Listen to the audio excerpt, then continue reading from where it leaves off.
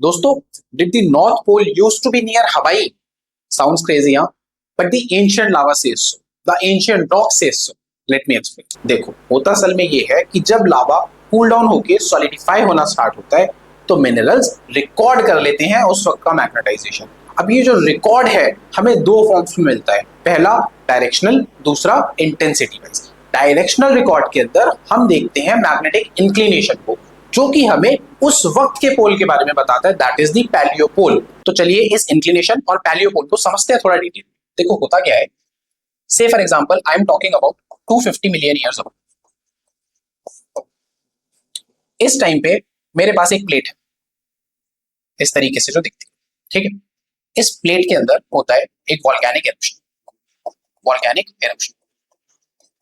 जिसकी वजह से यहां मौजूद जो मिनरल्स थे, मैग्नेटाइट जो मिनरल्स थे, उनके अंदर स्टोर हो जाता है थर्मोरेमिनेंट मैग्नेटाइजेशन, जो कि मुझे किस फॉर्म में दिखेगा? इस फॉर्म में, मैग्नेटिक इंक्लिनेशन के फॉर्म में। इंक्लिनेशन से फॉर एग्जांपल इसकी रीडिंग है इस वक्त 30 डिग्रीज नॉर्थ, ठीक। अब क्योंकि मैं जानता हूं inclination is dependent on latitude, तो मैं इसको एक्सट्रापोलेट करके नॉर्थ पोल पे लेके चला जाऊंगा और उससे मुझे क्या मिलेगा? ये this is my present north, not present 250 million years ago वाला नॉर्थ। अब क्या होगा? अब हम बात करते हैं थोड़ी सी आगे की, यानी कि इस 250 मिलियन ईयर्स से आगे बढ़ते हैं और आ जाते हैं 100 मिलियन ईयर्स में। अब 100 मिलियन ईयर्स में क्या होगा?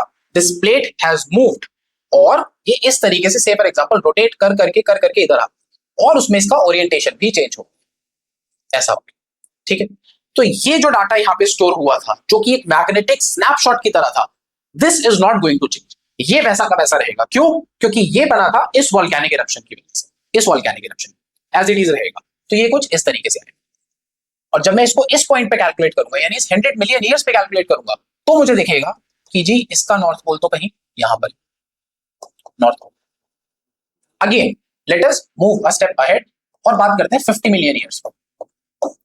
फिर क्या होगा? ये प्लेट अगेन यहां मूव करके आ जाए और अपना ओरिएंटेशन फिर से चेंज कर लेगी। इस बार जो इंक्लिनेशन था वो इस तरीके से दिखेगा, पॉइंट करता हुआ। और अगर फर्दर मैं इसको एक्सट्रापोलेट करूंगा तो मुझे पोल कहीं यहां दिखेगा, नॉर्थ। अब मुझे क्या करना है? मुझे सिंपल से एक स्टेप करना है। ये मेरा पहला पॉइंट था, यहां से पोल मूव होके यहां पे आया, यहां से पोल मूव होके यहां पे आया। So I have traced the path of my, तो इसको हम बोलते हैं पोलर वैंडरिंग। Polar wandering. पहले साइंटिस्ट को यही लगा कि poles are actually moving from one position to another, ठीक है, लेकिन एक्चुअली में ऐसा है नहीं। It is very similar to the example of a train. जैसे हम ट्रेन में मूव करते हैं, हमें लगता है कि आजू बाजू के जो पेड़ है वो पीछे जा रहे हैं, बट एक्चुअली में हम आगे मूव कर रहे होते हैं। इसी तरह से the pole is not moving, the continents are actually moving. इसी से हम कॉन्टिनेंटल ड्रिफ्ट की थ्योरी को फर्दर सब्सटेंशिएट करते हैं और इसीलिए वर्ड यूज हुआ एपरेंट पोलर वैंडरिंग, क्योंकि पोल मूव नहीं कर रहा, ऐसा लग रहा है, ऐसा प्रतीत हो रहा है कि pole is actually, that is why apparent polar wandering.